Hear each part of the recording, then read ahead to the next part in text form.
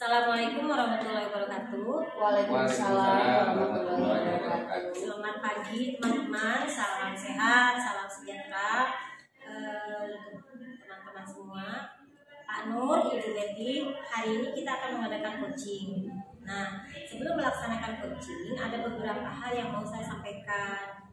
Nah, tapi sebelumnya perkenalkan dulu, saya Ella sebagai pengamat atau observer, nanti Pak Nur sebagai coach ya Pak, dan Ibu Betty sebagai coaching. Ya. Sebelum acara coaching kita mulai, ada beberapa pertanyaan yang ingin saya sampaikan kepada Pak Nur sebagai coach dan berkenaan mengenai kompetensi coach ini.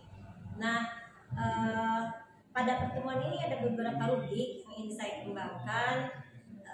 Yang pertama yang akan saya amati adalah alur cerita pada kegiatan coaching ini, yaitu tujuan, identifikasi, kemudian rencana aksi, dan tanggung jawab. Semoga nanti akan tampak pada kegiatan yang akan dilakukan ya. Kemudian yang kedua adalah kompetensi yang dimiliki. Nah, itulah rubrik yang akan saya gunakan pada coaching ini. Nah, kalau boleh tahu kompetensi coaching apa yang ingin dikembangkan oleh Pak Nur, Pak? Mungkin yang pertama itu kompetensi yang dikembangkan, yaitu kehadiran penuh Ya. sebagai pendengar aktif gitu ya, Ya. dan mengajukan pertanyaan-pertanyaan berbobot ya. Sip. Berarti ada 3 kompetensi yang akan dikembangkan ya Pak Nur ya. Nah, dari 3 kompetensi tadi, mana yang menjadi fokus Pak Nur untuk diobservasi? Dari ketiga kompetensi tadi, mungkin saya lebih spesifik ambil satu saja ya Bu, menjadi pendengar aktif ya. Ya. Oh gitu. Jadi dari kompetensi pendengar aktif, indikator apa yang indikator keberhasilan capaian tujuannya seperti apa yang Pak Nur inginkan?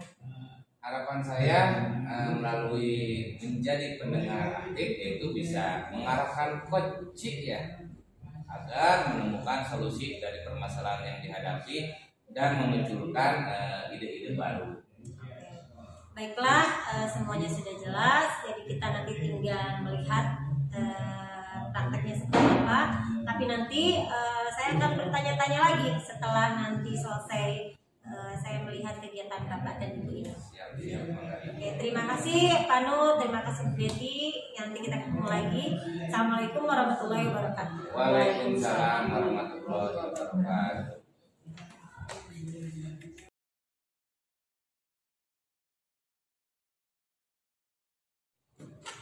Assalamualaikum warahmatullahi wabarakatuh, Pak Nurdin. Waalaikumsalam warahmatullahi wabarakatuh. Gimana keadaannya, sehat? Alhamdulillah Ibu saat ini ada dalam keadaan sehat. Sebaliknya Ibu gimana? Alhamdulillah sehat. Gimana keluarga pada sehat? Alhamdulillah semua dalam keadaan sehat walafiat. Alhamdulillah, ketika kita sehat, keluarga sehat, kita bekerja juga dalam keadaan semangat ya Pak ya. Siap ya, cuma seperti itu.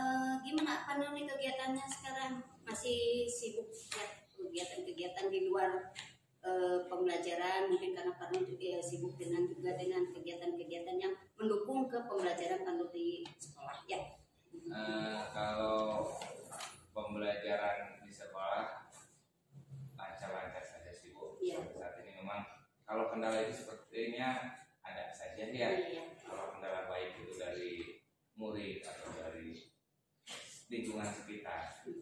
Kalau kendala kesibukan luar, ya alhamdulillah masih bisa teratasi.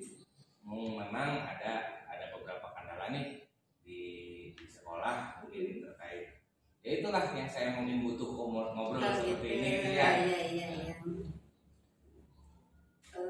Jadi Pak Nur, walaupun mungkin semua lancar, tetap aja ada kendala ya Pak Nur ya. Ada sebagai mungkin di kelas atau utamanya dengan murid ya, Pak Nur di pembelajaran di kelas ya. Nah, tapi kan Pak Nur bisa menangani itu semua ya, menghandle itu semua kan. Insya Allah untuk saat ini masih bisa, kalaupun memang ada sebetulnya yang mungkin membutuhkan bantuan dari pihak lain gitu ya, tidak hanya sebatas beres di kelas gitu, tetap harus ada yang dikonsultasikan dengan pihak-pihak lainnya. Nah, memang ya kita perlu diajak berbicaranya. Kira-kira apa yang biasanya yang Pak Nur pengen sampaikan atau sharing dengan teman gitu, yang seperti apa gitu? Ya sebetulnya kalau butuhnya sharing itu ya silang pendapat itu aja ya Bu ya. Tapi tukar pendapat itu yang sangat diharapkan gitu ya. Tukar pendapat, siapa tahu dengan ngobrol saya bisa menggali ide-ide yang baru untuk memecahkan masalah tersebut gitu. Nah, kira-kira permasalahan sehingga membutuhkan ide-ide itu, permasalahan apa yang Pak Nur hadapi saat ini? Nah, kebetulan gini Bu, mungkin 2 hari ke belakang Mbak, saya mendapatkan tamu orang tua murid, ya, ibunya murid saya pribadi, yang bercerita tentang masalah rumah tangga dia yang terdampak memang ke anaknya.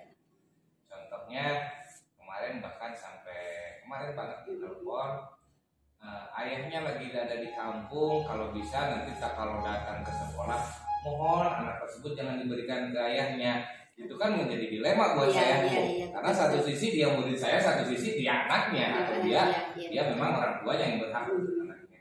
Nah kondisi-kondisi seperti itu Bu, mungkin yang saya pribadi sebagai guru atau sebagai wali kelasnya atau orang tuanya di sekolah, saya lebih mengedepankan kepentingan anak dulu. Kenapa? Setelah saya amati ternyata beberapa bulan ini prestasi anak itu merosot.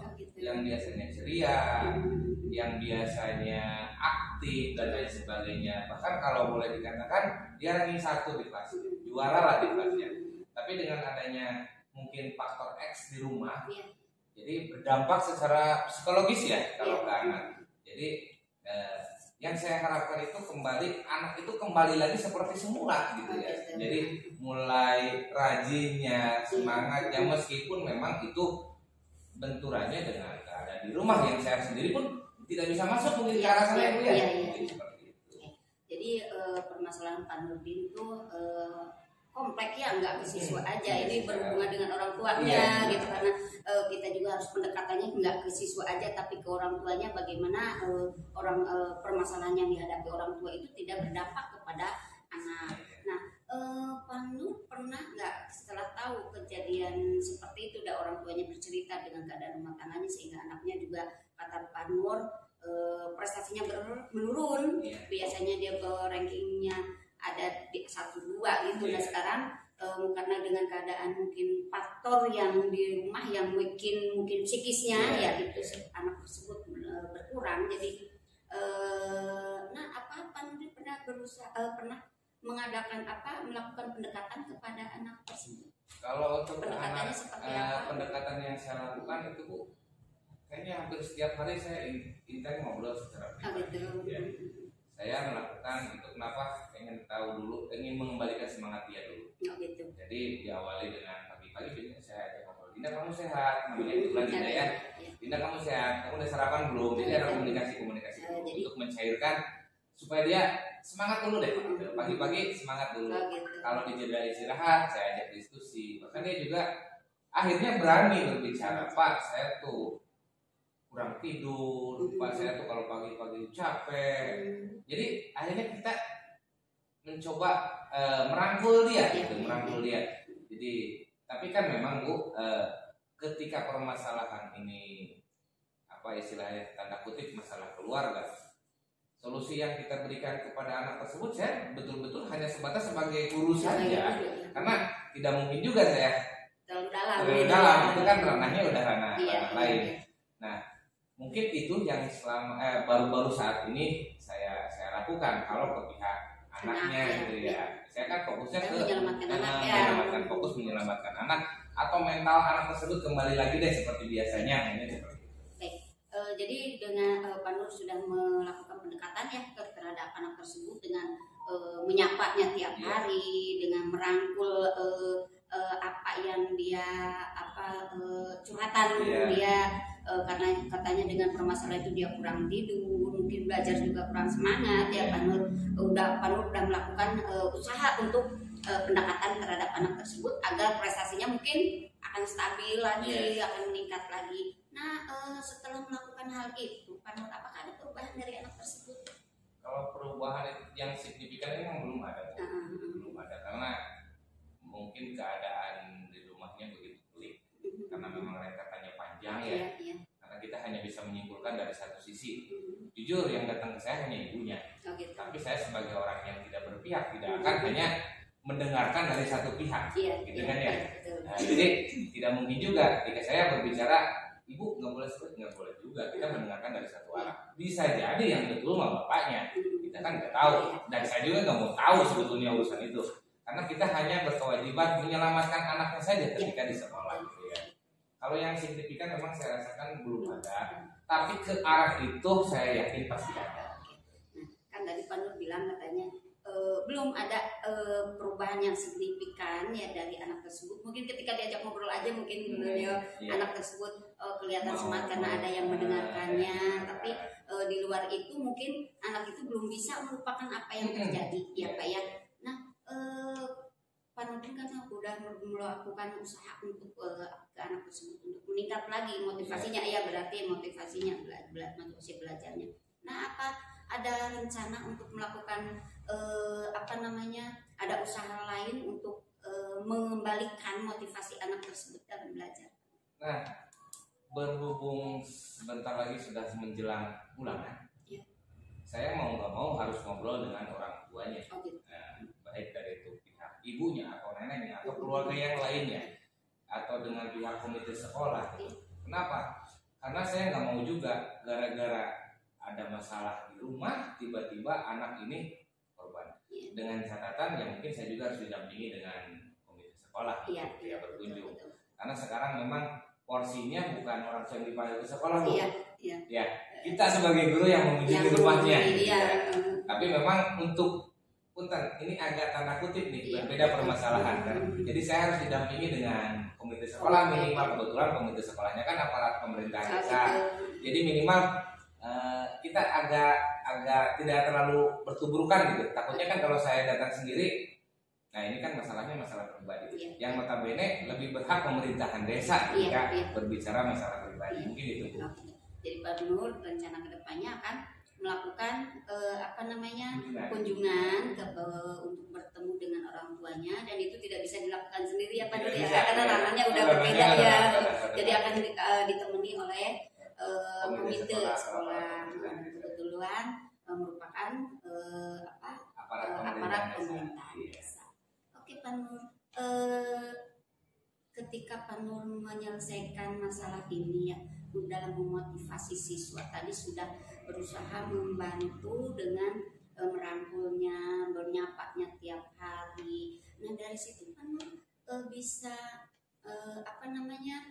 ketika ada rentan nilai 1 sampai 10 nih Pak Nur, keberhasilan Pak Nur dalam memotivasi anak tersebut, karena dengan beberapa usaha tersebut belum tercapai, kira-kira Pak Nur mempunyai rentan berapa di situ? Kalau kita menggunakan skala angka, karena memang ini kejadian belum baru, mungkin dari 1 sampai 10 saya hanya memiliki nilai 6 mungkin, Bu. Oh, gitu. Kenapa? Ya memang kan prosesnya kalau urusan psikis ini agak lama gitu ya. Berbeda dengan kita yang minat belajar gara-gara main HP atau gara-gara kecanduan itu kan beda cerita gitu ya. Betul. Kalau ini kan faktor yang paling mendukung keminat anak belajar itu kan orang tua. Iya, betul. Ya. Tetap karena kan di kita cuma berapa jam, yang lebih banyak itu di rumah. Ya. Bahkan saya pun sampai menguji keterlibatan orang tua itu sampai meminta video anak sedang ngaji dari ibunya. Kenapa? Agar ibunya tahu, agar ibunya itu membimbing anaknya. Padahal secara tidak langsung saya melibatkan orang tua. Kalau saya memerintah saja makan gak enak. Tapi dengan cara seperti itu, dia tidak merasakan bahwa saya itu sedang melibatkan orang tua untuk proses pembelajaran anaknya di rumah. Mungkin seperti itu. Jadi rencana ke depan Pak Nur akan tadi rentannya baru mencapai 6 ya dalam memotivasi siswa dengan usaha yang Pak Nur sudah lakukan, tapi belum bisa merubah secara signifikan ya Pak Nur ya. Nah dari rencana tadi yang akan Pak Nur lakukan dengan mengunjungi mengunjungi siswa, Pak Nur yakin akan meningkatkan motivasi siswa ya anak tersebut ya? Kalau yakin dan tidak yakin, saya harus yakin dulu. Ya. Karena diawali dengan keyakinan baik, insya Allah hasilnya juga pasti baik. Jadi apapun hasilnya saya yakin baik dulu. Kita harus berpikir positif dulu. Karena apa ya? Sifat manusia itu kan lambat laun tetap akan. Iya. Jadi Pak Nur yakin ya akan berhasil untuk meningkatkan motivasi anak untuk belajar kembali untuk semangat lagi ya. Nah tadi kan Pak Nur bilang bahwa Pak Nur itu masih mempunyai di angka 6 ya untuk memotivasi siswa. Nah kira-kira ketika Pak Nur setelah mengunjungi rencana Pak Nur berkunjung ke rumahnya untuk bertemu orang tua dan menemani komite, kira-kira keberhasilan Pak Nur itu akan ada di angka berapa itu Pak Nur? Ya, saya usahakan karena anak tersebut, kalau tadi saya katakan di awal juara, saya pasti berharap angka 100 Bu, atau angka 10. Iya, karena kenapa? Kalau ke pembelajaran dia anaknya cepat aktif. Gitu. Ya, anaknya saya kategorikan untuk ukuran usia segitu cerdas. Ya, jadi kalaupun masalah eksternal, saya bereskan dulu deh masalah eksternalnya di rumah, komunikasi dengan pihak keluarganya. Kalau itu sudah beres, ya insya Allah, karena hanya itu yang menjadi ganjalannya di rumah. Jadi bukan ke anaknya belajarnya gitu ya. Karena mungkin namanya anak-anak ketika lihat orang tuanya, punten ya tanda kutip nih, berantem, pasti psikis anak itu ke bawah Bu sampai ke sekolah gitu ya. Dan itu yang susahnya gitu. Kalaupun kita jejali dengan materi pelajaran dia nerima, cuman kan kalau mindset dia atau psikis dia yang lagi terganggu, itu agak bermasalah juga. Oke, jadi Pak Nur menargetkan berhasil, ya, yakin berhasil dan akan mencapai nilai 10 ya. Pak Nur bisa memotivasi siswa tersebut, mengembalikan motivasi anak itu kembali. Baik Pak Nur, tadi kita sudah banyak ngobrol nih. Jadi mungkin Pak Nur bisa menyimpulkan nih kira-kira apa kesimpulan obrolan kita nih, beberapa menit ini kita meluangkan waktu ya untuk ngobrol di sini. Kesimpulannya, alhamdulillah Bu. Jadi minimal saya mendapatkan ide-ide baru atau memang apa ya, mendapatkan referensi nanti yang akan saya lakukan. Ya minimal kalau dalam benak itu dalam hati agak plong itulah bahasa kitanya. Mungkin terima kasih ini Bu atas kesiapan waktunya untuk berdiskusi seperti ini atau untuk bercakap-cakap gitu ya. Jadi Pak Nur merasa lega mungkin lega ya, mudah-mudahan Pak Nur bisa menyelesaikan masalah tersebut ya Pak Nur ya. Yakin dengan usaha yang Pak Nur akan lakukan, Pak Nur akan bisa kembali memotivasi anak tersebut untuk meningkatkan lagi prestasinya, karena memang anak itu anak yang cerdas kayak yang Pak Nur Pak Nur sebutkan. Baik Pak Nur, mungkin saya cukupkan obrolan kita ya, karena kita sama-sama ke kelas juga ya Pak Nur ya. Saya juga akan ke kelas dan waktu istirahat sudah habis. Mudah-mudahan Pak Nur bertegak dengan apa yang sudah kita obrolkan. Kita ketemu lagi kapan-kapan ya Pak Nur. Saya masih enaklah kita sharing ya, kita sama-sama sharing ya tentang pengalaman kita dalam belajar di kelas ya Pak. Hasilnya saya komunikasikan lagi dengan baik, saya tunggu ya Pak Nur kalau sudah ada komunikasi dengan progresnya, saya tunggu laporannya ya Pak Nur ya. Baik Pak Nur, kita aja ya. Saya juga ada keperluan ke kelas. Terima kasih atas kepercayaan Pak Nur untuk ngobrol sharing dengan saya. Terima kasih Pak Nur. Assalamualaikum warahmatullahi wabarakatuh. Waalaikumsalam warahmatullahi wabarakatuh. Lancar kan?